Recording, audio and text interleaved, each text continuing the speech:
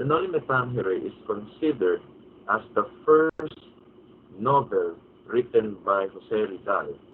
In its book cover, it has a lot of symbolisms. It also portrays the character and the culture of the Filipinos during that time. First of all, you have a tombstone which symbolizes religious faith. You also have a woman symbolizing constancy, a mirasol flower representing the youth seeking the sun. You also have the foot of the friar beneath. Then you also have the laurel leaf, which symbolizes courage, and the flower of pomelo worn by the bride and groom at a wedding, which symbolizes purity. You also have the dedication of Rizal to his parents. And lastly, the author's name, which means the green renewal, mounting up into the green of the most enduring of all Philippine trees, the bamboo. But now, let's take a look at how Noli Me Tangere was. Noli Me Tangere literally means do not touch me. It was taken by Jose Rizal from the Gospel of 20, verses 13 to 17, wherein Mary Magdalene sought to touch Christ said, "Do not touch me, for I haven't returned yet to the Father." It aimed to portray the conditions of the Philippines, and it also aimed for Rizal to show the complacency of the Filipinos amidst all challenges in life. In other words, Noli, or in English version known as the social cancer, Rizal aims in his foreword to cure that social cancer and the ills of the society, just like in the Bible, where the sick were exposed on the steps of the temple, so that anyone who passes by might invoke the divine and offer a remedy for each. So in other words, everything has a conflict.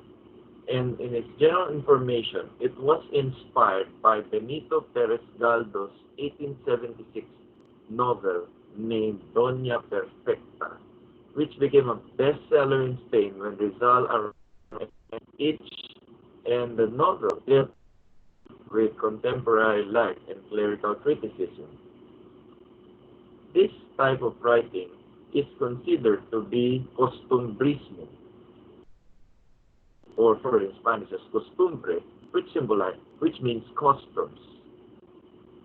He put the Philippines into one town known as San Diego, and most of the characters symbolize how the Filipinos during that time.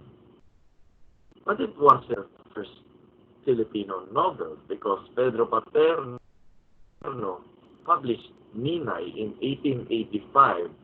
But the only difference is that Rizal was not able to footnote his novels, unlike and another one is since it was in Spanish, not much Filipinos read it. Now let's take a look deeper at the Noli Me Tangere and its characters. So here we have the table of the characters and its allusions of Rizal to real life. Of course, it's obvious that Maria Clara symbolizes Leonor Rivera, the long-time fiancé of Rizal, which turned out to be his cousin. And then you have Crisostomo Ibarra and Elias, wherein Rizal showed these two sides, being a reformist and a revolutionist. So two minds of Rizal in two characters. And the equivalent in Doña Perfecta, he also also have Pepe Rey, the guy character who was an illustrated who went from and went back to his town to become somebody who is educated. Then you have Filosofo Tasio, who symbolized Teodoro Romualdo de Jesus, a teacher of Rizal in sculpture, who was also known as a lover. Padre Salvi turned out to be Father Antonio Pernavieja, one of the hated priests in there, who also committed, almost have the same character and almost have the same dilemma of being hated by the people. Capitan Tiago was known to be Don Hilario Sunco, and who was the most open-handed person in the much similar to Doña Perfecta on Galdos's novel. And with here, you also have almost the same characters wherein Rizal had it with their town, just like Doña Victorina. We all know the character of Doña Victorina in the novel, who thought was very European, was a colonial thinker. Then you also have Christine and Basilio, the children of Caesar, were also represented. The Crisostomo brothers were also by their respective parishes. If you take a look at Noli Me Tangere, it is a social culture, therefore it is institutional. When you divide the Noli into different characters, the House of Tiago, which is Philippines, Tiago, Damaso, Tia Alba, Padre Salvi, the church, Doña Consolacion, Doña Victorina, and Caesar, and the schoolmaster. If you take a look at the characters of the novel, every one of them, or majority of them, has defects. All the women characters of the Noli have no redeeming value. Of course, you don't want to be a Caesar, who is being battered by her husband. Doña Consolacion was known to be the consuelo or the consoler of the Doña Victorina, who acts very victorious because he was able to marry a European who was a fake. Of course, Maria Clara lost her mind when he learned that his father was a friar. She chose to enter the nunnery or the monastery. Capitan Tiago, whom Rizal described as bird brain, because he only followed whatever the friar says. And of course, you have Padre Damaso, who disobeyed his vows of poverty and chastity. So again, if you take a look at the characters, most of them are cancerous. And since Rizal is speaking here both as a writer and a physician, we could say that the cancer is very malignant, according to Rizal. It's not just cancerous. So the only characters that are non-cancerous, of course, you have Filosofo Tasio, Elias, and Crisostomo Ibarra, and also the school teacher or the schoolmaster. So all of these novels have a conflict. Now, the question is, where is the conflict? Of course, this novel is very long, but we will just emphasize here, where did Rizal show his nationalism towards his novels?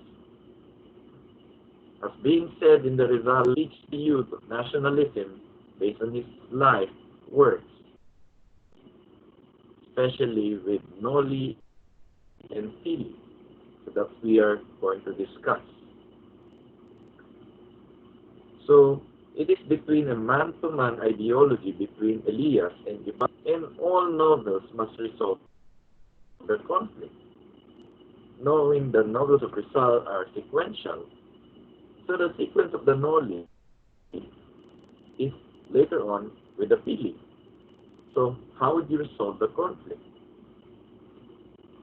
So if you go back to this social picture, if you're able to diagnose a patient, the next thing to follow is the prescription. Now, how are you going to manage the patient? Go to patient. Are you going to treat the patient medically or radically? Medical, if it doesn't have intervention of blood, if it's radical, then it is something surgical. For example, it's medical. If you just prescribe medical or any tablet just to minimize the pain. But if the pain is something critical, then you have to remove something in the body, just like a tumor. In other words, the symbolisms are considered as the malignant cancer of the novel, since the novel indeed is something allegorical. Are you going to just stand up with the reforms or come with the revolution? That's why if you take a look at the forward of Rizal, he said it, and to this end, I will strive to reproduce thy condition faithfully without discrimination. I will raise a part of the veil that covers the eve, sacrificing to truth and even vanity itself. Since as thy son, I am conscious that I also suffer from thy defects and weaknesses. So therefore, your conflict is between reforms and revolution. Who are your characters who will stand up on these? Ibarra, Elias, and him, and also Filosofong Tasio are first of those who have to resolve it. The only thing that will be significant here before we go to the details is the fact that they will be shifting positions. There is an ambivalence. There is bipolarity of views. It just simply means that their mindset changes a bit in the flow of the conversation. The mind of Rizal was commuting between revolution and reform. If you look at the continuum of the novel, the views of Rizal will be sine, cosine curve, just like in mathematics, but there would be an end. The end will be the two most important documents on how he would be able to reflect his ideas.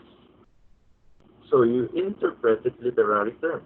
Again, you have San Diego and it's reflected of the country. Then you have here an ilustrado by the name of Ibarra because he wanted to have a schoolhouse. Then he will have a plebeian or a massa by the name of Elias. So if we take a look at their conversation, they have here, so this is the abridged version of their conversations, but I'll probably provide the longhand copy of this one. But let me focus on this. So Elias said, radical reforms in the armed forces, in the priesthood, and in the administration of justice. That is to say, they asked for paternal treatment from the government. For example, more respect for a man's dignity. So if you take a look at the response of Elias, I don't know who you are, but I suspect that you are not a man. You think and act so differently. You will understand me if I tell you that, however imperfect the condition of affairs may be now, it would be more so if it were changed. I might be able to get the friends that I have in Madrid. By paying, I might even be able to see the captain, but neither would the former accomplish anything, nor has the latter sufficient power to introduce so many novelties, nor would I ever take a single step in that direction. For the reason, while I fully understand that it is true that these corporations have their faults, they are necessary at this time. They are what is known as a necessary evil.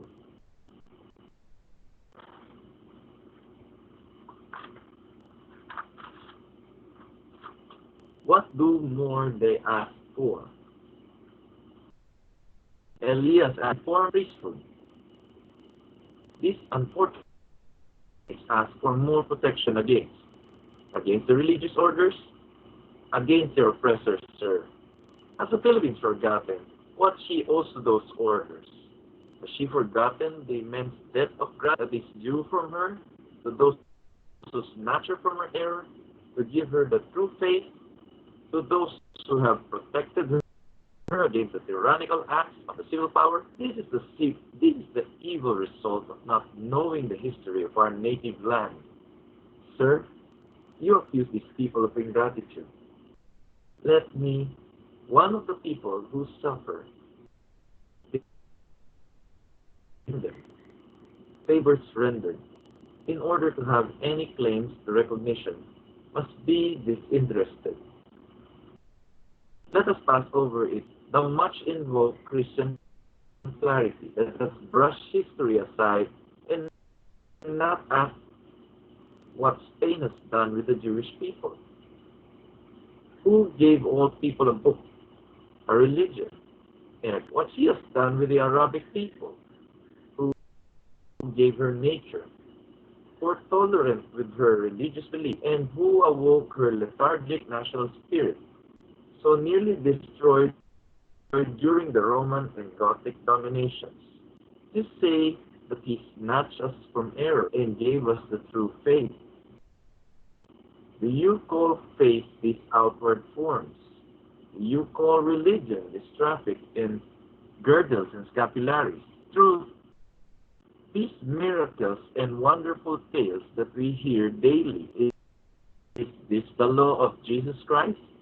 For it was hardly necessary that a God should allow to be crucified, or that he should be, that superstition existed long before. It was only necessary to systematize it and raise the price of its merchandise. So if you take a look at this, like how malignant the cancer is, it means it's very encompassing. So it is very malignant if we consider the state and the church. Why are you asking for radical reforms? Because it was the theocracy, the dominance of the friars, and their influences in all aspects. That's why the answer of Ibarra has something to do with his class discipline. So, if you take a look at how Ibarra answered Elias, his the perceptions of the masses are considered ignorant or dumb. So you have class distinction. So he would argue that the armed forces have a problem. So you could imagine if you have a radical reform in everything, the armed forces, the priesthood. So could you imagine shooting them for a week? Of course, it is the necessary unit of the society. So there is an implication of radical reform. So how could it be in all these ideas? So if you take a look, if you're a Dominican or a Franciscan at that time, you won't like what Elias answered, because he almost insulted not only the doctrine of the church, but all its practices. Because he said that it's Christianity is not just from paganism rather. They shouldn't have all these superstitious beliefs, but in the end, we still have it. The problem is that all these superstitious beliefs were allowed by the church. Then you have the scapularies and, of course, the consistent attack of Rizal to the phylocracy.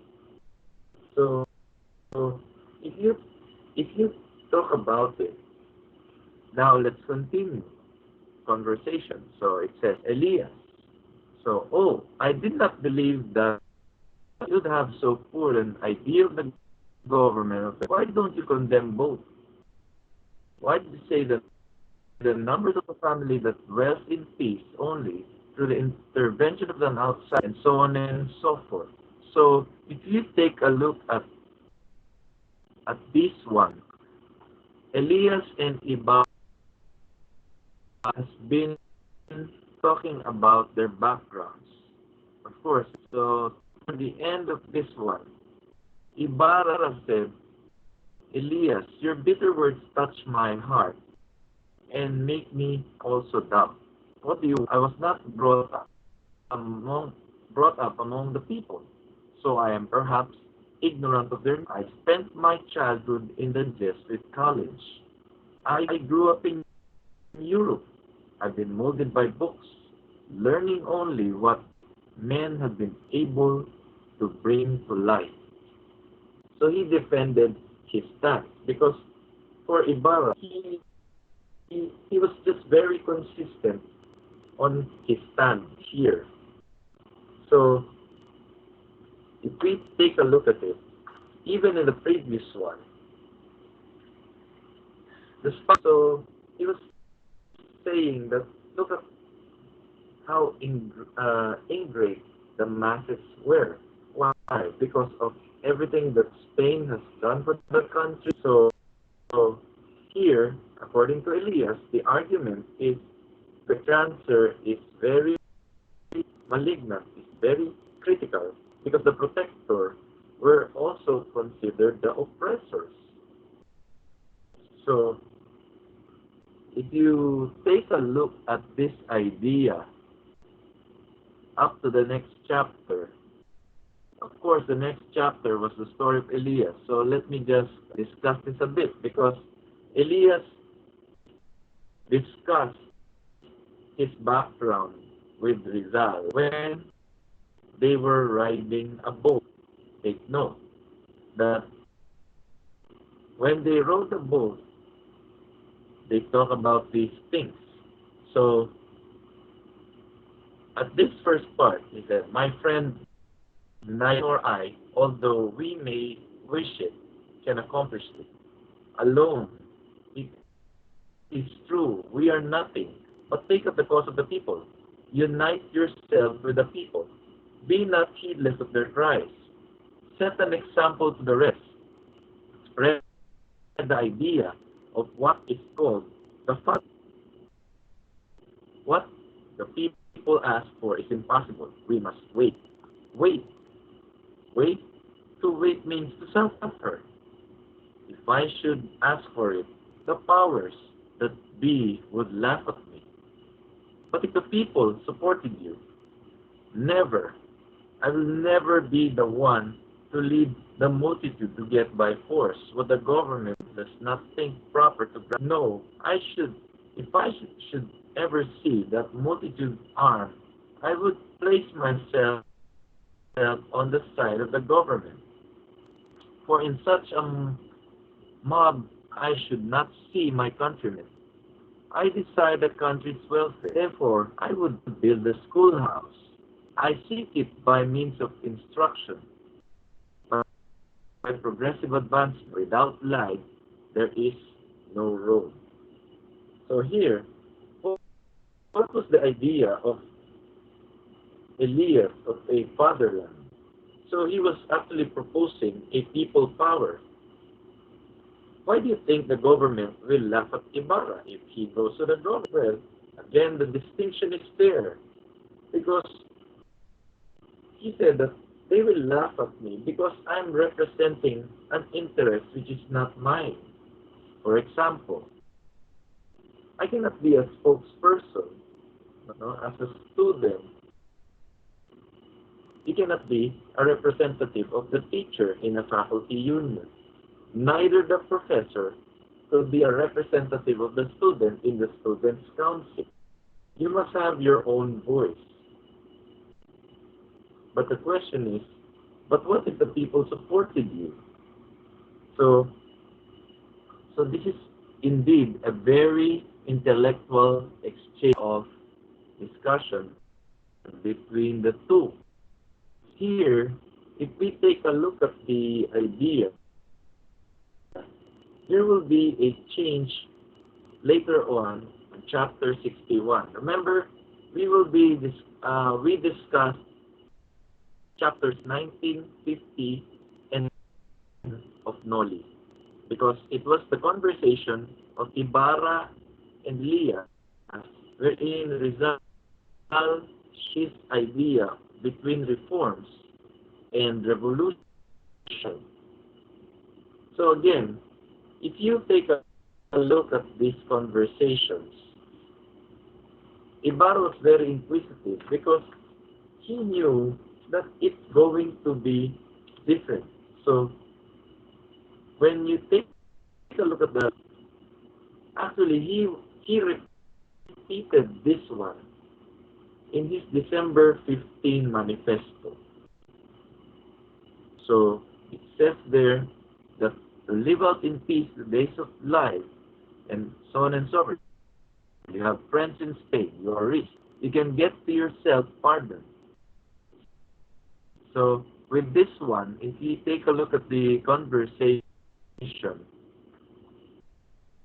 it was the time when Ibarra was about to be captured. Remember what happened here.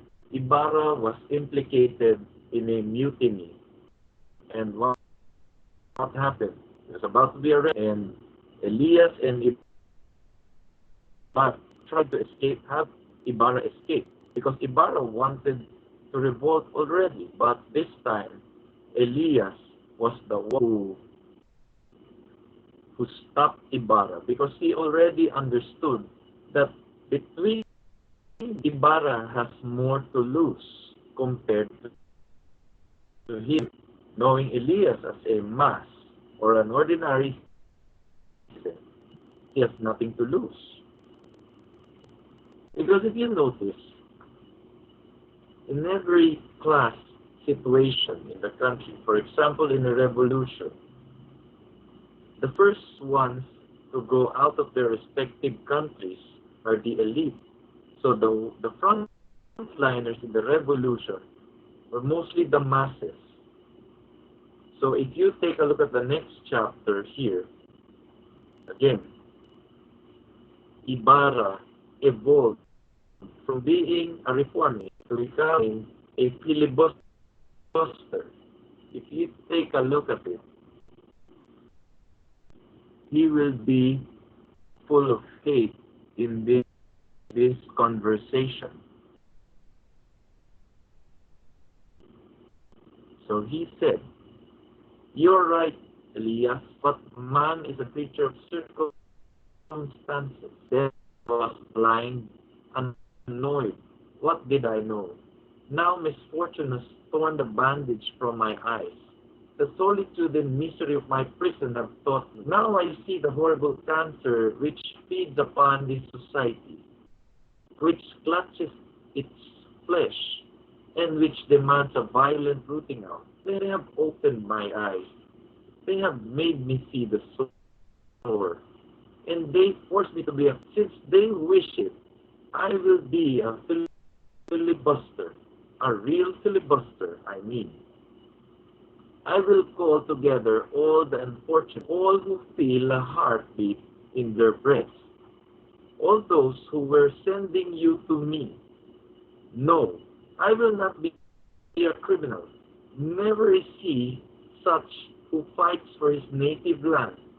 but quite the reverse. We, during the 3 centuries, have extended them our hands. We have asked love of them. We have yearned to call them brothers. And how do we answer us? With insults and jests, denying us even the chance, character of human beings.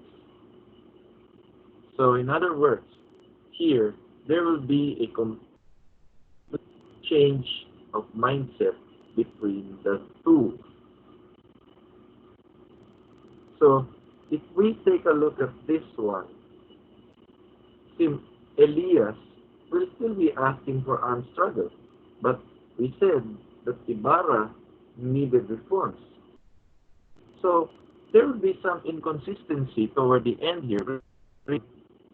Would kill Elias toward the end, but he would save Ibarra, who will return in the next novel as Simon. So Elias was asking, your decision final? Final in fear.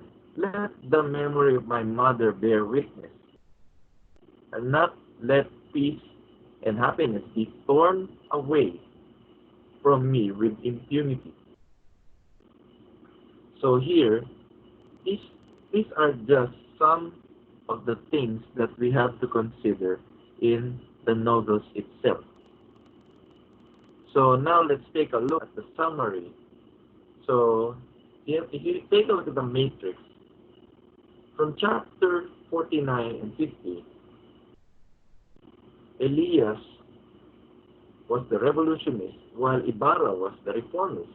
But by chapter 61, Elias became the reformist because, of course, he was still a revolution in nature, but he just wanted to protect Ibarra because he knew that Ibarra could change the state better because he understood the background of each other and all. So, again, the big question is, why did Rizal kill Elias toward the end of the novel? Well, the answer is simple. It's because of the social class. Since Rizal was consistent that only an ilustrado could change the government and the society by means of education. So, if you take a look at the difference between the mindset of an ilustrado and a massa or a mass or a plebeian or a hoi polloi, this ordinary citizen, the masses, they think more emotionally. So that's why we have the mindset of a third world mentality, which means that if you know something, of if you benefit, it's more about feelings, how people made these people feel. Unlike the intellects, the ilustrados, they are more individuals. So even though things are said against them, they just took it with a grain of intellectually, they are more resilient. But the masses, they may be physically resilient, but they would remember things more, especially if painful words are said to them. So you would see here how different the last struggle was in the conversation between Elias and Ibarra in these two novels, or in this conversation in Rizal's novel of the Noli Me Tangere.